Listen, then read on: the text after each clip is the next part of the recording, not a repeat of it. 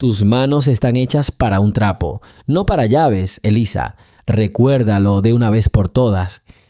La voz de Beatriz Sterling, aguda y fría como un trozo de hielo, le golpeó la nuca. Elisa se quedó paralizada, con los dedos blancos al agarrar el mango de la fregona. No se giró, sabía lo que vería: una cabellera rubia, perfectamente peinada, un collar de perlas alrededor de un cuello esbelto y unos ojos del color de un cielo invernal que solo reflejaban desprecio. ¿Dijo algo, señora? Preguntó Elisa en voz baja, sin dejar de mirar el reflejo de la lámpara en el parqué impecablemente pulido. Había aprendido este arte: hablar sin levantar la cabeza, existir sin proyectar sombra. «Te dije que te alejaras del piano de mi marido», dijo Beatrice, acercándose un paso. Un perfume caro envolvió a Elisa, dulce y sofocante. «Vi cómo lo mirabas. ¿Crees que no me di cuenta? Esas miradas tuyas, como si tuvieras algún derecho sobre él». Elisa tragó saliva. «Derechos». Qué palabra tan curiosa. Hubo un tiempo en que tuvo derechos. Hubo un tiempo en que sus manos, las que ahora olían a líquido limpiador y jabón barato, revolotearon sobre las teclas de marfil, atrayendo tormentas y amaneceres del silencio. Pero esa vida había terminado. Esa mujer había muerto. Solo quedaba Elisa Washington, una limpiadora de 45 años, una sombra en un mundo extraño y brillante. «Disculpe, señora, solo estaba quitando el polvo. Es un piano muy grande. Tiene mucho polvo». «No te hagas la tonta, Elisa. Conmigo no funcionará». La voz de Beatriz se volvió más baja, pero eso solo la enfureció más. «Llevas 6 meses trabajando aquí. Conoces las reglas. Tu lugar es donde está la suciedad. Tú lo limpias. Eso es todo. Sin miradas, sin pensamientos, sin recuerdos. Te pagan por el trabajo de tus manos, no por lo que tienes en la cabeza. ¿Me entiendes? La historia está cobrando impulso. Escribe desde dónde nos ves y suscríbete al canal». «Sí, señora, entendido». «Genial». Beatriz se dio la vuelta y el roce de su vestido de seda sonó como un suspiro de alivio. «Quiero que todo esté reluciente aquí a las 7. Richard tiene invitados hoy, gente importante, y no quiero que tu aspecto sombrío les quite el apetito». La puerta de la sala se cerró silenciosamente, dejando a Elisa sola en la enorme habitación. Se incorporó lentamente, sintiendo un dolor de espalda. Involuntariamente, su mirada se dirigió de nuevo hacia él. El piano de cola, negro, brillante, enorme, como una ballena dormida arrastrada por el lujo. Se alzaba en el centro de la habitación, cubierto con una gruesa capa de terciopelo, y parecía ser el corazón de la casa, silencioso pero lleno de promesas. Conocía el modelo: un Steinway & Sons, un piano de cola, un instrumento con alma, capaz de hablar el lenguaje de ángeles y demonios. Le dolían los dedos, un dolor fantasma, el recuerdo de miles de horas pasadas tocando las mismas teclas, pero diferentes. Apretó los puños, clavándose las uñas en las palmas. La prohibición de Beatriz no era solo un capricho. Golpeó donde más le dolía, donde con tanto cuidado había enterrado bajo capas de cansancio e indiferencia. «Tus manos están hechas para trapos». Elisa sonrió con amargura ante sus pensamientos. Quizás la señora Sterling tenía razón. Quizás esta era su expiación por su orgullo, por su fracaso, por no haber podido salvar a su madre con su música. Volvió a coger la fregona. Sus movimientos eran precisos, como los de un cirujano. Cuadrado a cuadrado, borraba los rastros de la presencia ajena, convirtiendo el suelo en un espejo oscuro. Trabajaba en silencio, concentrada, intentando no pensar. Pero la música vivía en ella. Sonaba en el ritmo de sus pasos, en el crujido del trapo, en el zumbido de la vieja aspiradora. Melodías que jamás tocaría nacían y morían en su cabeza sin encontrar salida. Cuando terminó el trabajo en la sala, bajó a la cocina. La enorme y reluciente habitación de acero era el dominio de Marta, una mujer regordeta y afable que había trabajado para los Sterling durante 20 años. ¿Esa bruja te ha vuelto a sacar de quicio?, preguntó Marta, sin levantar la vista de cortar verduras. El cuchillo en sus manos destelló a una velocidad increíble. Lo lleva escrito en la cara. Elisa se sirvió un vaso de agua en silencio. «¿No le gusta cuando miro el piano?». Marta resopló. «No le gusta nada más que el dinero del señor Sterling y su propio reflejo en el espejo. Y ese piano es un cúmulo de polvo. En los 10 años que llevo aquí, solo lo han tocado 3 veces. Pasó un pianista elegante que trajeron para los invitados. Estuvo tocando las teclas durante unos 20 minutos, recibió la cuenta y se fue. Y el dueño ni siquiera se le acercó. Solo le gusta la música cuando le da prestigio». Elisa asintió. Lo sabía. Richard Sterling era un hombre de fachada. Su casa, su esposa, sus juguetes caros como este piano, todo formaba parte del espectáculo llamado éxito. Y ella, Elisa, era parte de la escenografía, la parte que el público no debía notar. «Bueno, me voy, Marta. Todavía tengo que terminar el pasillo del segundo piso». «Vete, querida», suspiró Marta. «No te lo tomes a pecho. El perro ladra, la caravana sigue adelante». Elisa sonrió levemente. Su caravana llevaba mucho tiempo parada allí, cubierta por las arenas del tiempo. El segundo piso estaba silencioso y vacío. Los dormitorios principales, las habitaciones de invitados, la oficina del señor Sterling, olía a puros y cuero. Elisa trabajaba deprisa, deseando irse de aquella casa que la aplastaba con su esplendor desolado. Estaba terminando cuando un suave llanto salió de una puerta abierta en una de las habitaciones. Elisa se quedó paralizada. Era la habitación de Ana, la hija de 17 años de los Sterling. Una chica tranquila, casi tan invisible como la propia Elisa, rara vez estaba en casa. Siempre desaparecía en su colegio privado. Elisa dudó. Las reglas le prohibían comunicarse con sus familiares a menos que se acercaran a ella. Pero su llanto era tan desesperado, tan solitario. Era como si no fuera el llanto de una niña mimada de padres ricos, sino el de un pollito perdido. Ella golpeó suavemente. «Señorita Ana, ¿está bien?». El llanto se apagó.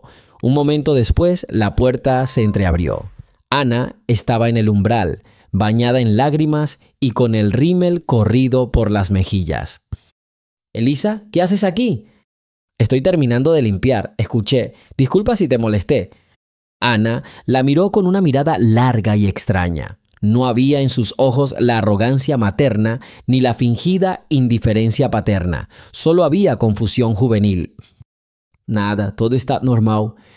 Pero era mentira y ambos lo sabían. «A veces», se dijo Elisa inesperadamente, «simplemente hay que hablarlo, aunque parezca que nadie lo entenderá». Ana sorbió por la nariz. «Mamá dijo que no tengo talento, que mis dibujos son garabatos infantiles. Encontró mi cuaderno de dibujo. Quiere que estudie economía. Dice que los artistas mueren en la pobreza». Elisa miró el rostro desanimado de la niña y vio su propio pasado reflejado en él. Palabras diferentes, circunstancias diferentes, pero la esencia era la misma. Un golpe a un sueño, un golpe a lo más íntimo. «Tu madre no siempre ve las cosas con claridad», dijo Elisa con cautela. «Ve el mundo a través de los números y las ganancias, y el arte no se trata de ganancias, se trata del alma». Ana la miró sorprendida. «Hablas como si lo entendieras». El corazón de Elisa dio un vuelco. Había vuelto a pasarse de la raya. «Solo soy una anciana, señorita Ana. He visto mucho y ahora debo irme. Pronto llegarán invitados». Ella se giró para irse, pero Ana la detuvo. «Elisa, espera, gracias». Elisa asintió y caminó rápidamente por el pasillo, llevándose consigo su cubo y sus trapos, sus herramientas invisibles. La conversación con Ana había despertado en ella algo en lo que se había prohibido siquiera pensar: simpatía.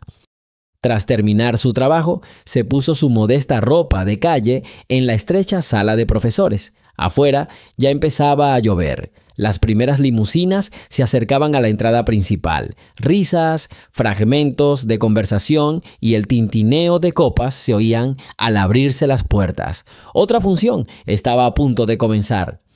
Elisa salió por la puerta trasera reservada para el servicio. Se ajustó bien su viejo impermeable y caminó hacia la parada del autobús. La lluvia arreciaba, borrando la luz dorada del día de las calles. Miró las ventanas relucientes de la mansión como un gran barco navegando en la noche. Dentro hacía calor y había luz, y sonaba música, suave, de fondo, nada acogedora. Y allí, en el corazón mismo de esa nave, un gigante negro dormía bajo una manta de terciopelo, guardando dentro de sí todas las melodías del mundo. Y por primera vez en años, Elisa sintió algo más que dolor y tristeza. Sintió una punzada de rabia, una rabia silenciosa, fría e impotente, contra Beatriz, contra Richard, contra todo este mundo falso y brillante, y, sobre todo, contra sí misma, por haber dejado que le arrebataran no solo su música, sino también su voz. El autobús se acercaba, con el siseo de los frenos mojados. Elisa subió los escalones, se sentó junto a la ventana y pegó la frente al frío cristal. Las luces de una vida extraña y plena se filtraban por la ventana, y en su cabeza, rompiendo el prolongado silencio, nació una melodía. Ansiosa, desgarrada, llena de disonancias. La música de la humillación, la música de la rebelión. Cerró los ojos. Tus manos están hechas para un trapo. No, susurró una voz desde lo más profundo de su alma. No. Elisa, con dificultad para liberarse del abrazo asfixiante de Beatriz, estaba a punto de cruzar el umbral de la puerta salvadora cuando la fría voz de Lady Sterling la hizo detenerse, como con un martillazo. Elisa, dijo Beatriz con tono salamero, mirando burlonamente a su invitada de arriba abajo. ¿A dónde vas con tanta prisa? ¿Ya terminaste tu trabajo? ¿Y qué hay de tu promesa de entretener a tus invitados? No es de buena educación engañar a los anfitriones. Elisa tragó saliva, sintiendo la familiar amargura crecer en su interior. Había estado deseando su ansiada libertad, pero ahora se veía obligada a esperar de nuevo. Lágrimas de dolor brotaron de sus ojos, pero las contuvo. Había sufrido demasiadas humillaciones esa noche. Pensé, señora Sterling, empezó Elisa, pero Beatriz la interrumpió con un gesto brusco. ¿Pensaste? Beatrice sonrió fríamente. Debería seguir órdenes, no pensar. Sobre todo cuando se trata de nimiedades como recibir visitas. La música volvió a sonar en el salón y la alegría invadió a los presentes. Elisa miró su reloj. Era imposible alcanzar al conductor, lo que significaba que tendría que obedecer, pero contra su voluntad, como un animal acorralado, decidió quedarse. Elisa se dio la vuelta, con los hombros encorvados por el peso de la humillación. Paso a paso, regresó al corazón mismo de la alegría. El salón estaba iluminado por la brillante luz de las lámparas de araña de cristal. Al son de un vals, los invitados se fundieron en un baile. La alegría, que hasta hacía poco parecía atractiva, ahora parecía repugnante. Los invitados, con sus falsas sonrisas y conversaciones sin sentido, parecían producto de otro mundo. Se fijó en Ana, que estaba de pie a un lado, hablando animadamente con un joven. Ana parecía deprimida. Sus ojos reflejaban tristeza y melancolía. Elisa quiso acercarse, pero la fría mirada de Beatriz la paralizó. Beatriz sonrió al notar el cambio en el rostro de Elisa. De repente, una risa fuerte vino de detrás de la mesa. «Richard, mira», dijo Arthur, el amigo de Sterling, con dificultad para pronunciar las palabras, con la cara ya roja por el alcohol. ¿Y tu sirvienta, por casualidad, no es multitarea? ¿Quizás también sepa tocar el piano? Una oleada de risas recorrió la sala. Sterling, visiblemente de buen humor, captó la broma al instante. ¡Qué idea tan brillante, Arthur!, dijo sonriendo. Oye tú, ¿cómo te llamas? Elisa, ven aquí. Elisa se quedó inmóvil, sin saber qué hacer. ¿Irse? ¿Pero a dónde? ¿Correr? ¿Pero a dónde? Lo único que quería ahora era simplemente desaparecer. Sintió que la sangre le subía a la cara, todo su cuerpo paralizado de vergüenza. Beatriz, al notar el silencio de Elisa, sonrió aún más. «Cariño, qué idea tan graciosa», dijo. «Que demuestre lo que sabe hacer. Entretén a nuestros invitados, mujer. Ya se están aburriendo». El rostro de Richard se iluminó con una sonrisa maliciosa. Parecía disfrutar sinceramente de la oportunidad de humillar a alguien. Sus invitados, al percibir el humor de su anfitrión, también comenzaron a bromear sobre la situación. «Vamos, Elisa, haznos felices», gritó uno de los invitados. «Demuestra tu clase». «Una cosa más, Elisa, y puedes irte». La voz de Beatriz Sterling, fría y aguda como un trozo de hielo, la detuvo justo en la puerta de los sirvientes. Elisa se quedó paralizada, sin darse la vuelta. Ya se había cambiado, su turno había terminado hacía una hora. Se sentía agotada y su único deseo era estar en el autobús traqueteante, lejos de ese palacio de falsedad y oropel. «Sí, señora Sterling». Un vaso se rompió en una de las bandejas de la sala. Uno de los camareros no le prestó atención. Los fragmentos podrían haberse esparcido por toda la alfombra. Ve allí con un cepillo y un recogedor, rápido y sin hacer ruido, para que nadie te vea. ¿Entendido? Sí, señora. Inadvertida. La palabra era su marca, su uniforme, su método de supervivencia. Eliza se dio la vuelta y regresó a la boca de la bestia, a la enorme sala de estar, donde ya se habían reunido al menos 50 invitados. El ruido era inimaginable. Risas estridentes, el tintineo de vasos, el murmullo de decenas de voces que intentaban acallarse. La música que sonaba en algún rincón se ahogó en ese océano de sonidos. Sacó un recogedor y un cepillo pequeños del armario y, intentando fundirse con la pared, se deslizó al pasillo. El aire estaba cargado de olor a perfume caro, puros y champán. Elisa bajó la mirada, mirando únicamente la alfombra persa bajo sus pies, buscando el destello revelador del cristal. Allí estaba, en la pata del sofá donde estaba sentado el mismísimo Richard Sterling, rodeado de 3 hombres. Ella se acercó, se dejó caer de rodillas, tratando de ser lo más pequeña posible, y comenzó rápidamente, pero con cuidado, a barrer los fragmentos en un recogedor. Y le digo, Richard, si no compras este yate, lo compro yo, bramó uno de los hombres agitando su copa de tal manera que el champán casi se derramó sobre la cabeza de Elisa. El dinero debería funcionar, no quedarse tirado. «Como palabras de oro, Arthur», tronó Sterling. «Brindemos por ello». Elisa recogió el último fragmento. Ahora tenía que levantarse e irse con el mismo sigilo. Empezó a levantarse lentamente, pero su movimiento atrajo la atención de ese mismo Arthur, un hombre corpulento, de rostro enrojecido y ojos pequeños. «Dios mío», dijo arrastrando las palabras mirándola con insolencia. «Richard, tienes fauna aquí, arrastrándose a tus pies». Risa. Una risa ronca y desagradable. Elisa se quedó paralizada, agarrando la cuchara en la mano. «Ella es Elisa, Nuestra Señora de la Limpieza», explicó Sterling con pereza, sin siquiera mirarla. «Recoge lo que se le va a hacer. Es una mujer muy servicial». «¿La Señora de la Limpieza?». Arthur entrecerró los ojos. Su mirada ebria recorrió la sala y se detuvo en el piano de cola negro que se alzaba en el rincón más alejado. La tapa estaba levantada. La superficie lacada reflejaba la lámpara de araña de cristal.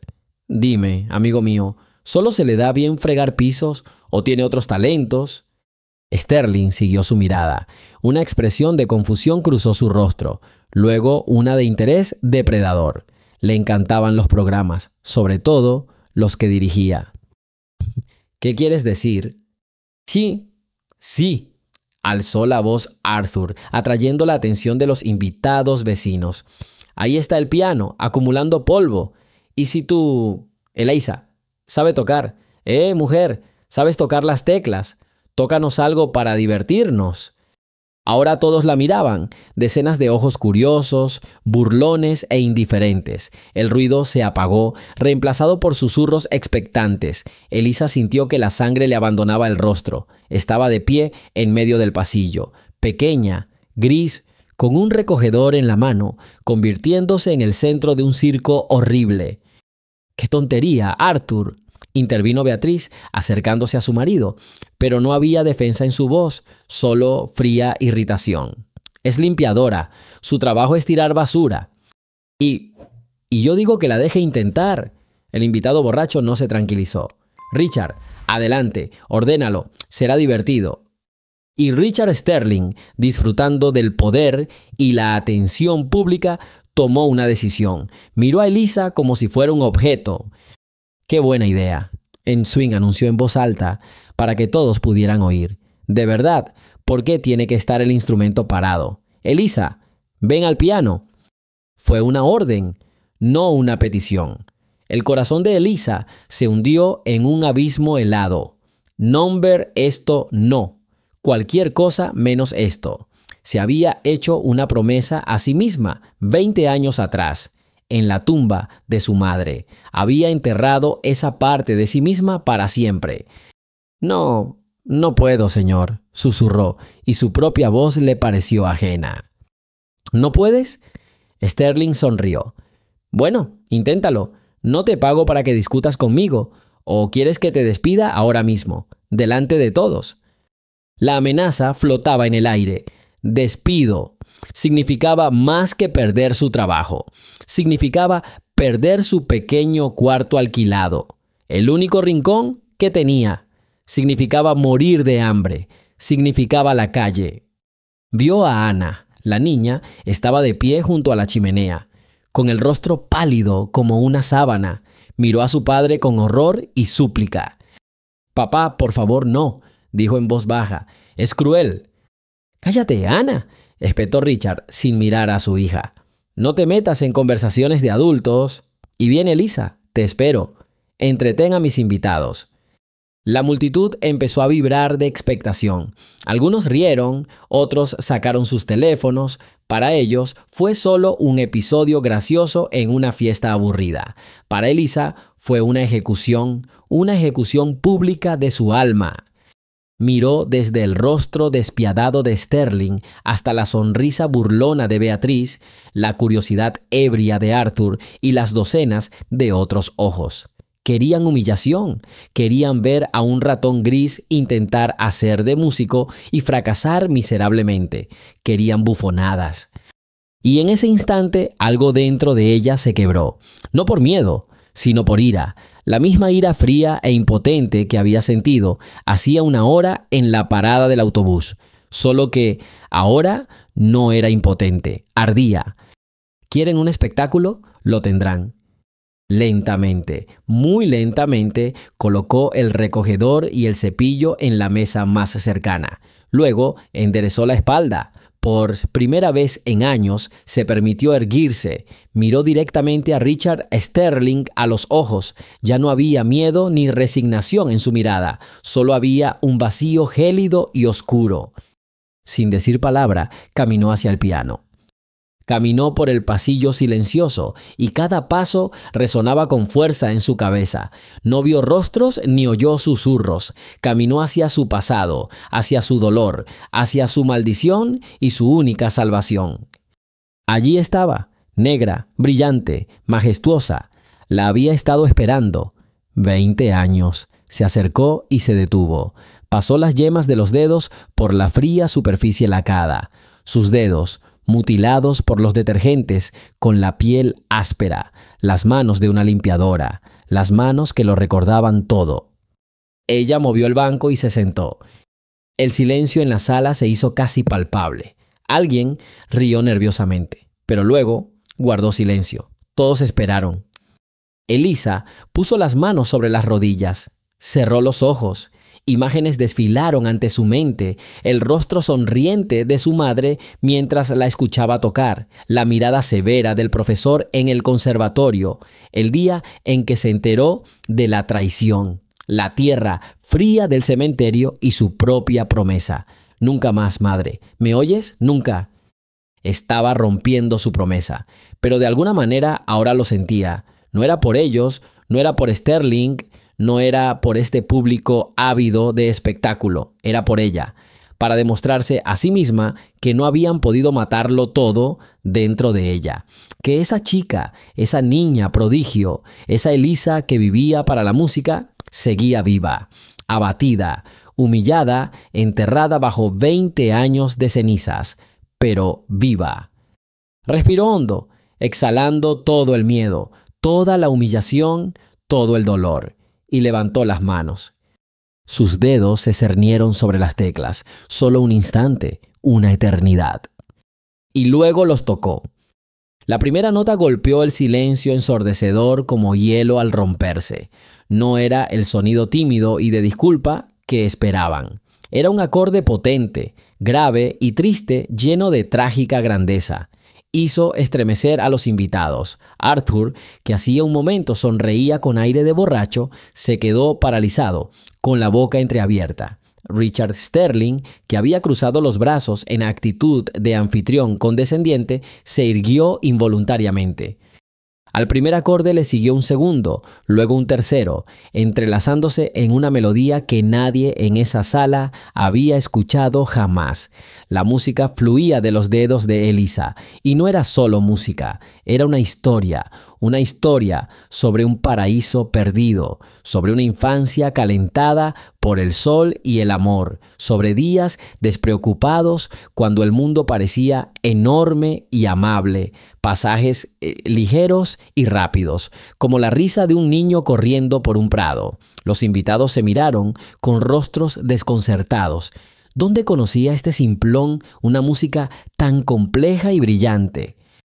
Pero el brillante torrente de melodía se detuvo de repente, reemplazado por notas perturbadoras y disonantes. La música se volvió oscura, tensa. Hablaba de una primera pérdida, de una sombra que se cernía sobre un mundo soleado. Había miedo en ella, una premonición de desastre.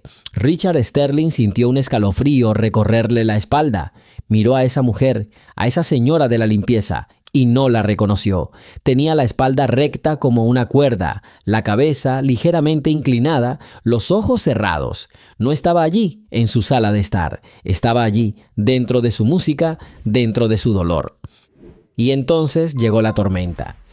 Las teclas rugieron bajo sus dedos. Era rabia, desesperación, la amargura de la traición y el dolor aplastante de la pérdida. Acordes poderosos y atronadores sacudieron el aire. Era la música de un hombre al que le habían arrebatado todo. La música de un alma que gritaba al vacío. Pasajes rápidos y desesperados se movían como un pájaro en una jaula, estrellándose contra los barrotes y cayendo exhausto. Beatrice Sterling miró a Elisa con horror, que rápidamente se transformó en una humillación abrasadora. Esta sirvienta se atrevió a traer su suciedad, su dolor, su horrible verdad a su mundo limpio, verificado y rico. Convirtió su velada social en una tragedia y a ellos, los dueños de la vida, en espectadores involuntarios de su striptease espiritual. El rostro de Beatriz se convirtió en piedra, transformándose en una máscara gélida. Lanzó una mirada llena de veneno a su esposo. «Mira lo que has hecho», decía esa mirada. Richard no la vio, estaba paralizado. Él, un hombre que podía comprar y medir todo en la vida con dinero, había tropezado con algo invaluable: genio, arte auténtico, ganado con esfuerzo, y él, Richard Sterling, acababa de intentar arrojar ese arte a los pies de una multitud de borrachos por pura diversión. Por primera vez en años se sintió incómodo, convirtiéndose en vergüenza. Ana, de pie junto a la chimenea, fue la primera en recobrar el sentido. Le temblaban las manos, pero actuó con decisión. Se deslizó silenciosamente tras una enorme columna, sacó su teléfono y pulsó el botón de grabar. No sabía por qué lo hacía, simplemente sentía que debía preservar ese momento, que no debía desaparecer en el aire cuando la música parara. Filmó el rostro de Elisa, sus manos sobre las teclas y sintió las lágrimas rodar por sus mejillas. Esta música hablaba de su propia soledad en esa casa fría y reluciente. La tormenta musical empezó a amainar. La rabia dio paso a una profunda tristeza que lo consumía todo. La melodía se volvió lenta, silenciosa, como un llanto. Cada nota era como una lágrima que caía en el silencio. Era la música de la resignación, la música de un hombre que había enterrado su pasado, se había enterrado a sí mismo y había aprendido a vivir con el vacío interior. Era la música de 20 años de silencio, 20 años de trabajar con una fregona y un trapo, 20 años de una vida invisible. Los invitados se quedaron paralizados. Nadie se movió. Las sonrisas de borrachos habían desaparecido hacía rato de sus rostros. Escucharon y la música atravesó sus ropas caras, sus máscaras de éxito e indiferencia y tocó algo olvidado en sus almas. No vieron a una señora de la limpieza, vieron a un gran artista. Y entonces, al final, cuando parecía que todo estaba dicho, una sola nota apareció en la melodía, fina, débil, pero tenaz. Una nota de esperanza. Sonó 1, 2, 3 veces, rompiendo el velo de tristeza. Creció, se hizo más fuerte y ahora el tenue rayo de luz se convirtió en un río ancho y brillante. La música sonó de nuevo, pero diferente. No era un regreso a la alegría infantil, era sabiduría adquirida a través del sufrimiento, era perdón y fuerza. El acorde final sonó potente, brillante y solemne. Llenó todo el espacio, quedó suspendido en el aire y lenta y reticentemente comenzó a fundirse. Y luego hubo silencio. Un silencio absoluto, resonante, casi insoportable. Duró 5 segundos, 10, 15. Nadie se atrevió a romperlo. Parecía como si todos temieran ahuyentar el milagro que acababan de presenciar. Elisa apartó las manos del teclado y las apoyó en su regazo. Permaneció inmóvil, con los ojos aún cerrados. Luego respiró lenta y profundamente y los abrió. No miró al pasillo. Su mirada estaba fija al frente, en el vacío. No esperaba aplausos, no buscaba aprobación, hizo lo que tenía que hacer, había liberado a la bestia y ahora tenía que volver a su jaula. Sin decir palabra, se levantó, volvió a colocar el banco en su sitio y con la espalda recta, sin mirar a nadie, caminó hacia la salida del salón.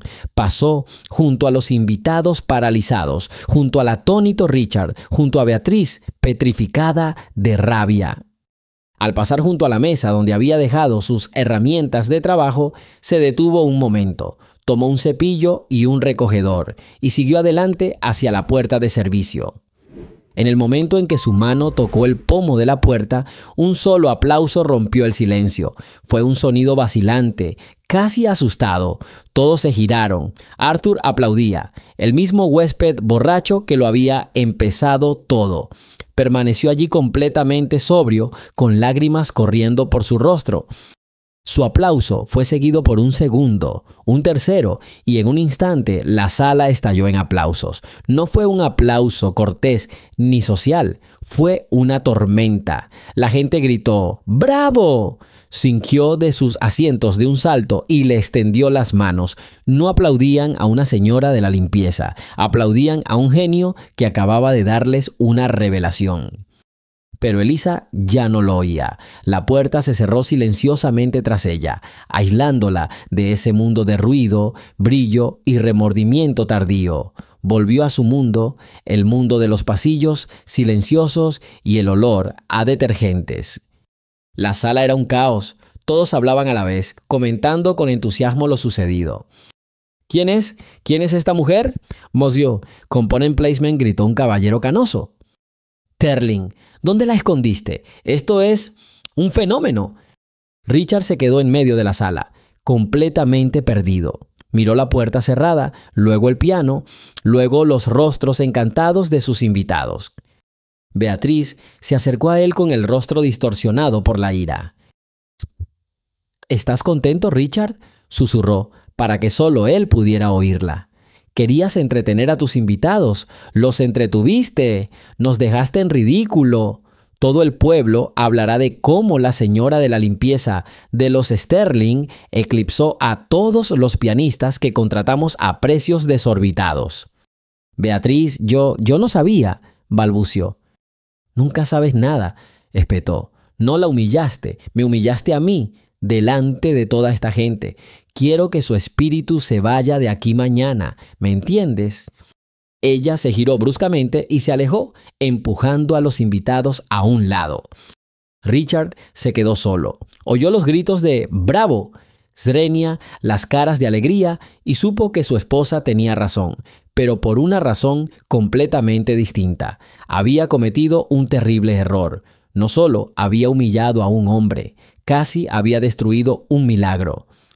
Y detrás de la columna, apretando contra el pecho el teléfono donde estaba guardada la preciosa grabación, estaba Ana. Ella también lo entendía todo. Comprendía que su padre y su madrastra intentarían enterrar este milagro de nuevo, y sabía que no se lo permitiría. Actualmente estoy retomando la escena clave entre Elisa y Gladys. Estoy profundizando en su diálogo, haciendo que los recuerdos sean más vívidos. El estado emocional de Elisa después del partido es el foco principal. Su miedo, dolor, confusión, pero también destellos de esperanza, todo esto me esfuerzo por transmitir. Gladys actúa como un consuelo, revelando el significado de lo que está sucediendo. Número de palabras 7722.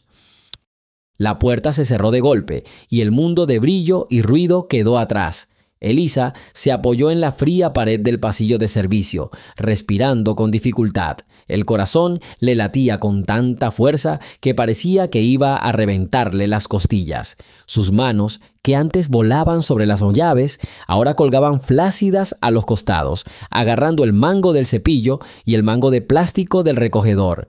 Estos objetos eran su ancla, su realidad, y lo que había sucedido allí, en el pasillo, era un sueño febril, una pesadilla de la que acababa de despertar. ¿Qué he hecho? Me golpeaba la sien. ¿Por qué? 20 años construyó este muro, ladrillo a ladrillo, día tras día. Enterró a esa niña, a ese genio, a esa soñadora, tan profundamente que casi creyó en su muerte. Se convirtió en una sombra invisible. Aprendió a caminar en silencio, a hablar suavemente, a bajar la mirada. Borró de su memoria el roce del marfil, arrancó de su alma las melodías que una vez fueron aire para ella. Y todo se derrumbó en 10 minutos. 10 minutos de vergüenza o de triunfo, ella no lo sabía. Solo sabía una cosa: había roto un juramento que se había hecho a sí misma en una habitación oscura después de un funeral. Un juramento sellado con lágrimas y traición. Caminó por los pasillos hasta la salida del personal, sin recordarse a sí misma. Se quitó el uniforme de trabajo y se puso su ropa sencilla. Se movía como en un sueño, mecánicamente. Su mente estaba vacía, agotada por la música que había lanzado. El autobús la llevó por la ciudad de noche. Las luces centelleaban al pasar por la ventana, se reflejaban en el cristal y se superponían a su rostro pálido. No veía la ciudad, vio las manos del profesor Albright pasando las páginas de su partitura. Oyó su voz condescendiente. Querida Elisa, esto es muy conmovedor, pero crudo, muy infantil. Déjalo, veré qué puedo hacer. Vio el rostro de su madre, pálido sobre la almohada del hospital, y la oyó susurrar: «Toca, pajarito, toca para mí». Elisa cerró los ojos, agarrando su bolso. «Number, no pienses, no lo recuerdes. Fue hace mucho tiempo, no le pasó a ella». Se bajó en su parada y caminó hacia el viejo edificio de ladrillo donde alquilaba un pequeño apartamento en el 3er piso. Las escaleras crujían bajo sus pies como un instrumento que gemía. Cada paso le causaba un dolor sordo en el pecho. Al acercarse a su puerta, la siguiente se entreabrió. En el umbral estaba Gladys, su vecina, una mujer canosa con una mirada tan amable y penetrante que era imposible ocultarle nada. «Elisa, cariño, ¿qué pasa? Es tarde». «Estoy bien, Gladys. Solo llegué tarde al trabajo». La voz de Elisa sonaba ronca y extraña. Gladys salió al rellano y la observó con más atención. Llevaba una bata vieja, pero se mantenía erguida como una reina. Gladys conocía a Elisa desde hacía 10 años, desde que se mudó aquí. La había visto de muchas maneras, cansada, triste, silenciosa, pero nunca así. «No le mientas a un viejo soldado, mi niña. Sé cuando todo está bien y cuando el alma está al revés. Estás blanca como una sábana y tiemblas por todas partes. Ven a verme. Acabo de preparar una infusión de manzanilla». Elisa quiso negarse, encerrarse en su caparazón, como siempre hacía, pero no tuvo fuerzas. Simplemente asintió y como una niña obediente siguió a Gladys a su pequeño y acogedor apartamento, que olía a hierbas y libros viejos. Gladys la sentó. «¿Publicaste esto en línea? Ana, estás loca». La voz de Beatriz Sterling era tranquila, pero tenía un timbre de acero. Estaba de pie en la puerta de la habitación de su hija, con los brazos cruzados. Vestía una bata de seda impecable, pero su rostro estaba desencajado por la ira. Ana no se inmutó. Estaba sentada en su enorme cama, con las piernas cruzadas, mirando la pantalla brillante de su teléfono. Allí, en la pequeña ventana, una mujer con un uniforme gris de limpieza tocaba las teclas de un piano y una música que aún le ponía la piel de gallina salía a raudales de los altavoces. «Hice lo que tenía que hacer, mamá. El mundo necesitaba oírlo». «¿Paz?» Beatriz entró en la habitación. «¿Qué te importa la paz? Has deshonrado a nuestra familia. Nos has convertido en el hazmerreír. ¿Qué dirá la gente ahora? ¿Que los Sterling obligan a los sirvientes a tocar el piano por diversión? ¿No es cierto?» Ana finalmente levantó la vista. No había miedo en sus ojos, solo fría decepción. «Eso es exactamente lo que hizo mi padre. La humilló. Y ella le respondió con música. La música más hermosa y triste que he escuchado en mi vida». «Solo fue un accidente, una broma ridícula». Beatriz alzó la voz. «Debes borrar esto inmediatamente. Es demasiado tarde». Ana volvió a mirar su teléfono. Ya había miles de comentarios debajo del video. Cientos de miles de visualizaciones. La cifra crecía cada minuto. Personas de todo el mundo escribieron en diferentes idiomas, pero el significado era el mismo. ¿Quién es ella? Si componen placement. Esto es genial. Zrenia, Dios mío, qué dolor en esta música. ¿Qué quieres decir con que es demasiado tarde? Zrenia Beatrice, acercándose. Ya se ha extendido por todas partes. Mi amiga de Londres me envió el enlace de mi video. Se está comentando en foros de música, está en las noticias. No puedes detenerlo, mamá. Nadie puede. Beatrice se quedó paralizada, palideciendo. Se dio cuenta de que su hija tenía razón. El genio había salido de la botella, y ese genio vestía el uniforme de la señora de la limpieza. Al otro lado de la ciudad, en una oficina llena de libros y partituras, un hombre canoso llamado Elliot Vance se recostó en un sillón de cuero y se quitó las gafas. Acababa de ver por quinta vez el mismo vídeo que su asistente le había enviado. Elliot Vance era más que un simple crítico musical. Era una leyenda. Su palabra podía elevar a un músico desconocido a la cima de la fama o cerrarle para siempre las puertas del gran mundo a un artista consagrado. En sus 40 años de carrera, lo había oído todo. Se había sentado en las mejores salas de conciertos del mundo, estrechado la mano de los pianistas más grandes de nuestro tiempo. Nada podía sorprenderlo durante mucho tiempo. Hasta esta mañana. «David, entra», dijo por el intercomunicador.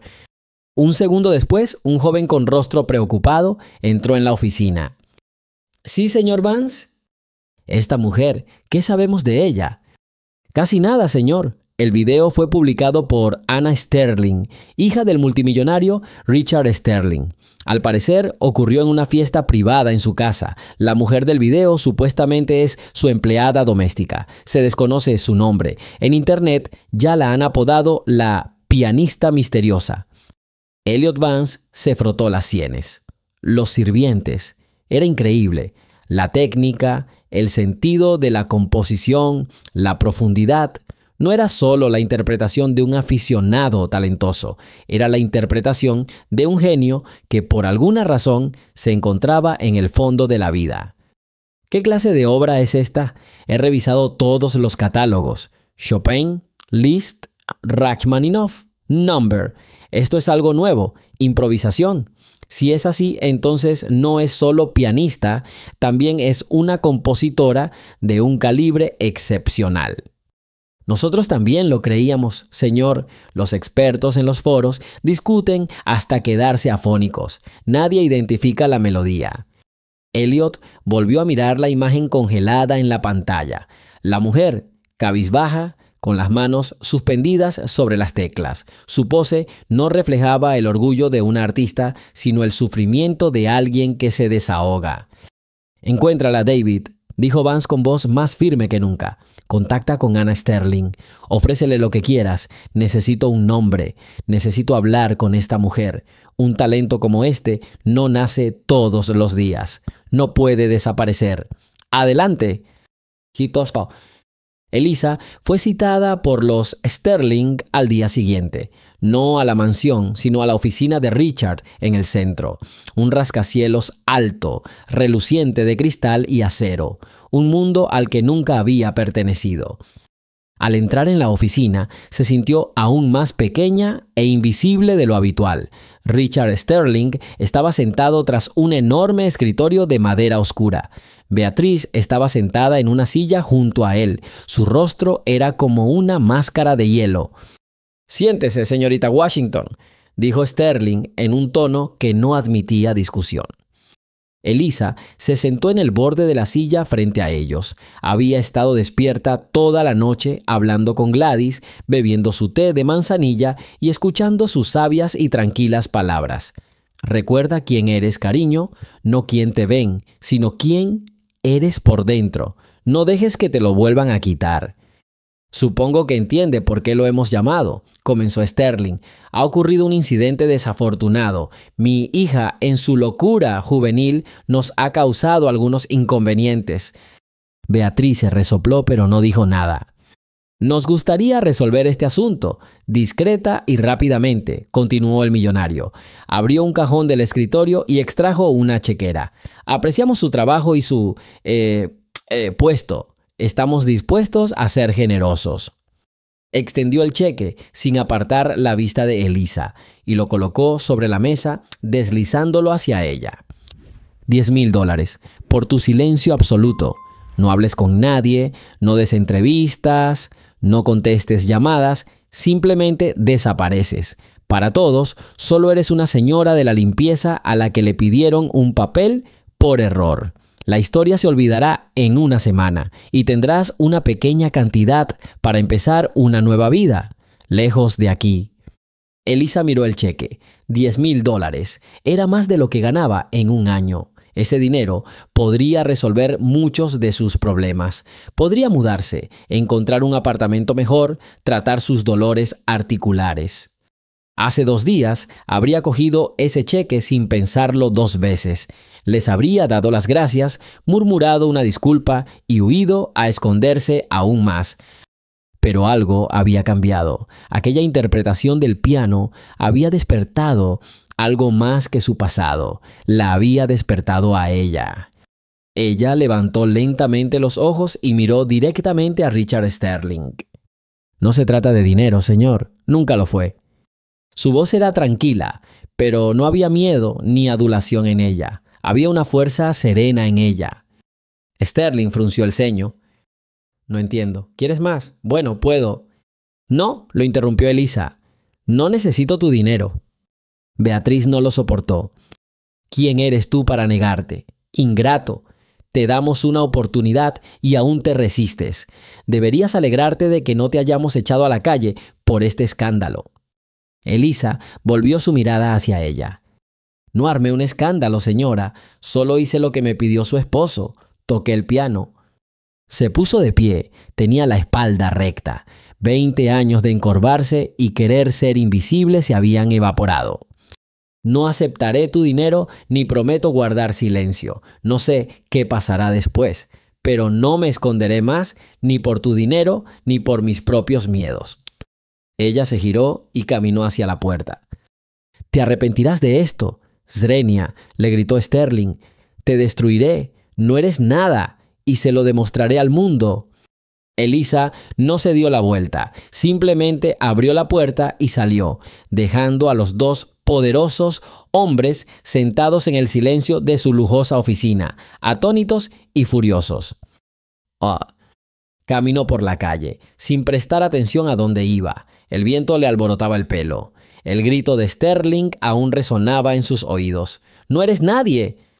Quizás tenía razón. Ella no tenía nada, ni dinero, ni contactos, ni estatus social. Estaba sola frente al mundo que representaban los Sterling. Pero por primera vez en años no se sentía sola. Gladys estaba con ella, y la música había vuelto. Sus pies la llevaron a un barrio antiguo y familiar. Se detuvo frente al centro comunitario, bajo, de ladrillo, con la pintura descascarada en el letrero. Solía ir allí de niña. Había un viejo piano en el salón de actos, el mismo con el que aprendió a tocar sus primeras escalas. Su corazón empezó a latir más rápido. Empujó la pesada puerta y entró. Olía a polvo y madera vieja. La habitación estaba vacía y silenciosa. Y allí, en la esquina, bajo la manta, estaba él.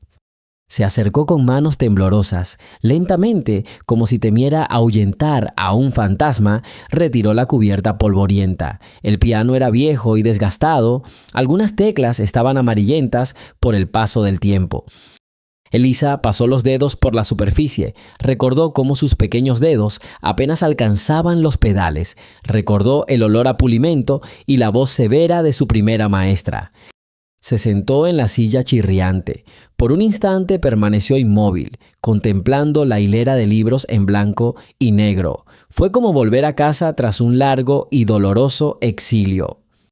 Levantó las manos y con cuidado, casi sin peso, tocó las teclas. Doctor, reference, mister. El sonido era sordo, perturbado, pero para Elisa sonaba como la música más hermosa del mundo. Era el sonido de su propia voz, que había mantenido en silencio durante tanto tiempo. No tocó una melodía complicada, simplemente tocó acordes, uno tras otro, escuchándolos subir y bajar en la sala vacía. Esto no era un juego para el público, era una conversación tranquila e íntima consigo misma, con la chica a la que una vez había traicionado.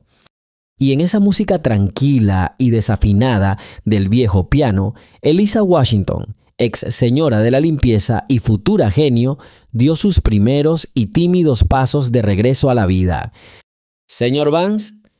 Elisa estaba de pie en la puerta de su modesto apartamento, mirando al hombre alto y elegantemente vestido. Lo reconoció. Había visto su rostro decenas de veces en las portadas de revistas musicales y en televisión cuando se había permitido interesarse por ese mundo. Elliot Vance, el crítico musical más influyente del país, estaba frente a ella, y detrás de él, Anna Sterling, avergonzada pero decidida, era visible. «Señora Washington», dijo con una voz profunda y aterciopelada que parecía diseñada para anunciar el nacimiento de nuevas estrellas. «Disculpe la intrusión. ¿Puedo pasar?» Elisa se hizo a un lado en silencio, dejándolos entrar a él y a Ana en su pequeño pasillo. Sintió como si dos huracanes hubieran irrumpido en su modesto hogar, uno proveniente del mundo del lujo, el otro del mundo de la música. «Ah, Ana, gracias por ayudarme a encontrar a la señora Washington», dijo Vance, sin apartar la vista de Elisa. «Debería haberlo hecho», respondió la niña en voz baja, mirando a Elisa con expresión de culpa. No sabía que mis padres... No importa, interrumpió Elisa. Su voz sonaba serena, pero por dentro temblaba. ¿Qué hace aquí, señor Vance? El crítico entró en la única habitación que servía de sala y dormitorio. No miró a su alrededor. Su atención estaba completamente absorta en la mujer que tenía delante. Señora Washington, he escuchado la grabación de su discurso cientos de veces. Lo que oí no fue solo talento, fue genio sepultado bajo una capa de dolor. Desconozco su historia y no voy a hurgar en su alma. Estoy aquí con un solo propósito. Hizo una pausa y su mirada se volvió aún más penetrante. Dentro de 2 semanas, se celebrará en la sala de conciertos de la ciudad la velada benéfica anual El Corazón de la Música. Este es el evento musical más prestigioso del año. Todos asistirán: mecenas, directores de discográficas, profesores de conservatorio. Soy el presidente del comité organizador y quiero que actúen en esta velada. Elisa se quedó paralizada.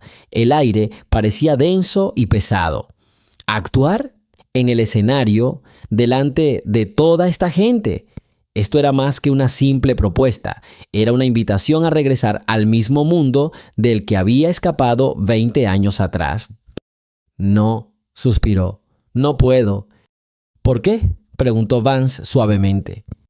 Yo no toco en público. Lo que pasó en la casa Sterling fue un error, un accidente. ¿Coincidencia? Vance rió entre dientes. Señora Washington, solo quienes tocan así son los que han hecho un pacto con Dios o con el diablo.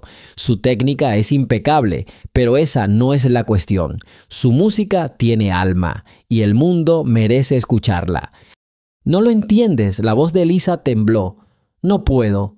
Es imposible. ¿Por qué Richard Sterling amenazó con destruirte? Srenia, preguntó Vance sin rodeos. Porque su esposa ya ha empezado a llamar a todos sus conocidos y les ha dicho que eres un estafador desequilibrado que intenta lucrarse con su nombre. Elisa se estremeció y miró a Ana. La niña bajó la mirada. Es cierto, Elisa, susurró. Mamá está furiosa. Dice cosas terribles, que intentabas chantajearlos, que tienes una enfermedad mental. Es mentira, gritó Elisa.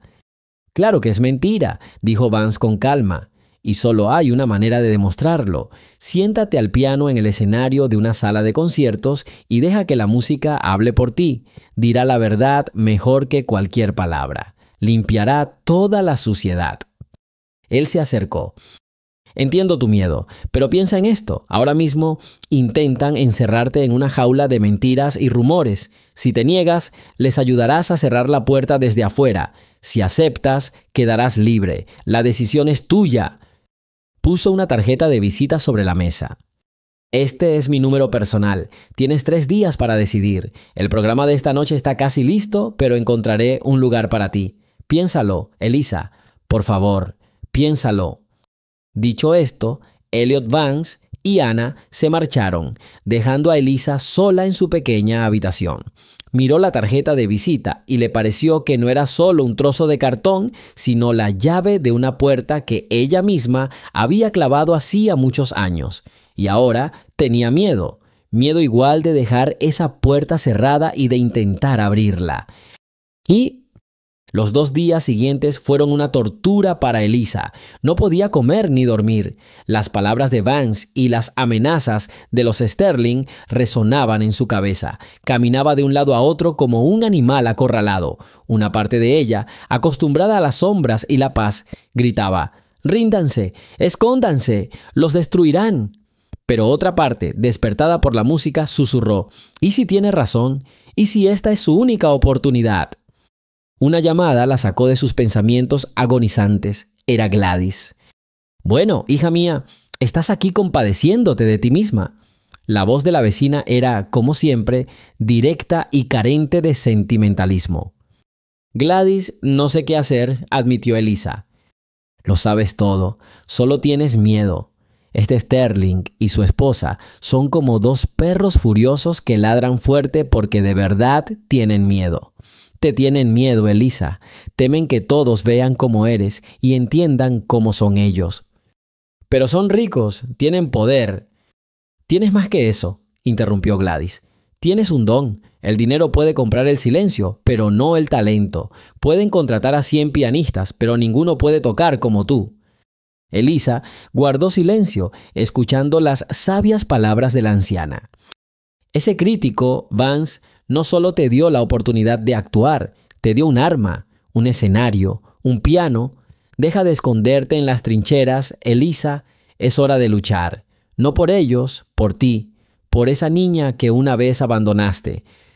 Después de esa conversación, algo en Elisa empezó a cambiar. El miedo no desapareció, pero una rabia fría y silenciosa empezó a crecer junto a él. Rabia contra los Sterling por su arrogancia, rabia contra sí misma por sus años de cobardía. Esa misma noche recibió otra llamada, esta vez de un número desconocido. «Señora Washington», logró suavemente una voz masculina al otro lado de la línea.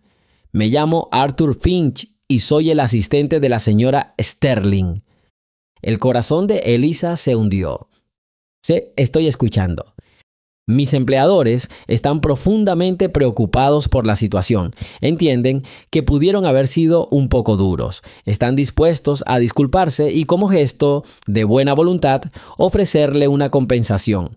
Digamos $50,000, a cambio de su compromiso por escrito de no mencionar sus nombres en ningún sitio y de abstenerse de aparecer en público». $50,000. Esta suma podría resolver todos sus problemas durante varios años. Podría mudarse, encontrar un nuevo trabajo tranquilo y olvidarse de la necesidad para siempre. La anciana Elisa, la señora de la limpieza, se aferraba. «No pensé que tendrías el valor de venir aquí». La voz de Beatriz Sterling, fría y cortante como un trozo de hielo, golpeó a Elisa en la espalda. Permaneció de pie en el estrecho camerino que le habían proporcionado los organizadores, intentando contener el temblor de sus manos, flexionando los dedos. No quedaban más de 15 minutos para que saliera al escenario. Al ver el reflejo de Beatriz, impecablemente vestida y con una sonrisa depredadora, Elisa se quedó paralizada. «Señora Sterling», dijo en voz baja sin darse la vuelta, «usted no pertenece aquí». «Te equivocas, querida. Mi esposo es el principal benefactor de esta noche. Este es mi lugar. Pero tú no. Eres una sirvienta y tu lugar está junto a la puerta trasera con el cubo de basura, no en este escenario». Beatriz dio unos pasos adelante y su caro perfume llenó la pequeña habitación con un aroma sofocante. «Escúchame bien, Elisa. Podrías salir y hacer el ridículo. Todos verían que solo fuiste una advenediza, un accidente. Una cosa es impresionar a invitados borrachos en una fiesta, pero otra muy distinta es actuar frente a un público de verdad, frente a los críticos. Te devorarían viva». Elisa se giró lentamente, miró directamente a los ojos de Beatriz, fríos, llenos de desprecio y un miedo apenas disimulado. Por primera vez en muchos años, Elisa no bajó la mirada. «¿Tiene miedo, señora Sterling?», preguntó en voz igual de baja, pero con un tono nuevo y acerado en su voz. El rostro de Beatriz se contrajo. «¿Miedo? ¿De ti? No me hagas reír. Solo intento proteger la reputación de mi familia de la porquería que intentas echarnos. ¿Crees que la gente se creerá la historia de la ingeniosa señora de la limpieza? Pensarán que eras la amante de mi marido y que él decidió ascenderte de esta extraña manera. El escándalo nos golpeará, pero te destruirá. Serás recordada no como una pianista, sino como una conspiradora avariciosa». Cada palabra era veneno, calculada para quebrantarla, humillarla, hacerla dudar de sí misma en el último momento decisivo. Elisa sintió un escalofrío gélido que la atenazaba por dentro. Casi creyó, casi cedió. Pero entonces las palabras de Gladys volvieron a su mente. Son como dos perros furiosos que ladran fuerte porque tienen mucho miedo. «¿Has terminado?», preguntó Elisa. «Sí. No terminaré hasta que te vayas», susurró Beatriz, inclinándose hacia adelante. Tienes una última oportunidad para recuperar algo de dignidad. Vete ya. Diremos que estás enferma. Incluso te pagaremos lo que me dijo mi asistente. 50,000. Piénsalo, es más de lo que ganarás en toda tu vida. Mi vida, señora Sterling, ¿vale mucho más?, respondió Elisa con voz endurecida. Y su oferta es el precio de su miedo. Ahora, si me disculpa, debo prepararme. Se dio la vuelta y volvió a mirarse en el espejo. Una mujer negra y cansada, con un sencillo vestido negro, la observaba, pero ya no había una mirada atormentada en sus ojos, había determinación. «Te arrepentirás de esto», espetó Beatrice, y al darse cuenta de que su arma no había funcionado, salió furiosa del camerino, cerrando la puerta de un portazo. Elisa se dejó caer pesadamente en su silla. El corazón le latía tan fuerte que sentía que se le iba a salir del pecho. La puerta se abrió de nuevo, pero esta vez Ana y Elliot Vance estaban en el umbral. «La vimos salir», dijo Ana con ansiedad. «¿Hizo algo? ¿Qué dijo?» Elisa los miró. Dijo todo lo que tenía que decir.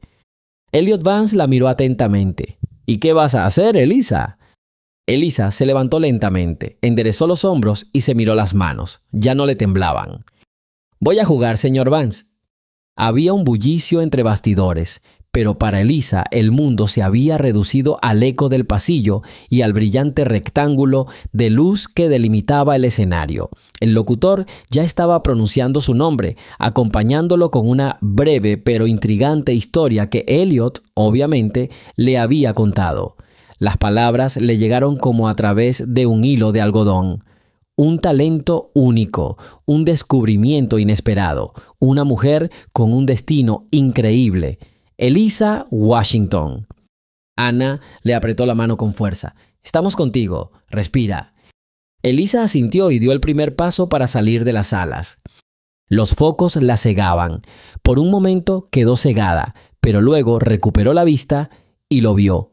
Un enorme piano negro y brillante en el centro del escenario, y detrás un mar de rostros, cientos de ojos, todos fijos en ella. Todos estaban allí. Curiosidad, desconfianza, escepticismo, un poco de compasión. En la primera fila, justo en el centro, los vio Richard Sterling, con el rostro impasible, y junto a él, Beatrice, con una mueca de desprecio congelada en los labios. Estaba segura de que había ganado. Estaba segura de que Elisa se derrumbaría. Elisa llegó al piano, hizo una reverencia como le habían enseñado en su infancia y se sentó en el banco. Cerró los ojos, aislándose de todo. Las miradas, las expectativas, el miedo. Recordó su pequeño apartamento, el viejo piano de Gladys, esa sensación cuando la música era la única salvación. Recordó el rostro de su madre, su cálida sonrisa, y recordó la promesa que se había hecho a sí misma la noche anterior: tocar, no para ellos, sino para sí misma, contar su historia. Colocó las manos sobre las teclas. La sala se congeló de expectación. Las primeras notas sonaban suaves, casi inaudibles. Era una melodía sencilla y alegre, como una canción de cuna. Una melodía de infancia despreocupada, días soleados y risas. Pintaba en la imaginación de los oyentes la imagen de una niña para quien el mundo entero era música. El rostro de Beatrice no se alteró, pero Richard Sterling frunció levemente el ceño, como sorprendido por la pureza y sinceridad del sonido. Pero entonces la melodía empezó a cambiar. Adquirió notas angustiosas y menores. El ritmo se aceleró. La música se volvió inquieta, irregular. Era una historia de pérdida, de un mundo que se había derrumbado repentinamente. Los acordes se volvieron agudos, disonantes. Transmitían dolor, confusión y miedo a la soledad. Era la misma tragedia que había destrozado su vida. Los dedos de Elisa revolotearon sobre las teclas, desbordando toda la amargura que había llevado dentro durante tanto tiempo. Elliot Vance, que había estado sentado a un lado, se inclinó hacia adelante con la mirada fija en las manos de Elisa. Estaba oyendo más que música. Estaba oyendo una confesión. Se dio cuenta de que no era una pieza memorizada. Estaba sucediendo en ese preciso instante. Era la improvisación de un genio de eso. Y entonces la música cambió de nuevo. Se ralentizó, se volvió sosa y monótona. Eran años de silencio, años de humillación y trabajo. En los acordes repetitivos, pesados, como martillazos, se oía el raspado de una fregona en el suelo, el tintineo de los platos, las voces indiferentes de los dueños. Era la música de una sombra, la música de un hombre invisible. En ese momento, Richard Sterling apartó la vista del escenario por primera vez y se fijó en sus manos sobre el regazo. La sonrisa en el rostro de Beatriz comenzó a desvanecerse lentamente, reemplazada por el desconcierto. No esperaba tanta fuerza, tanta franqueza.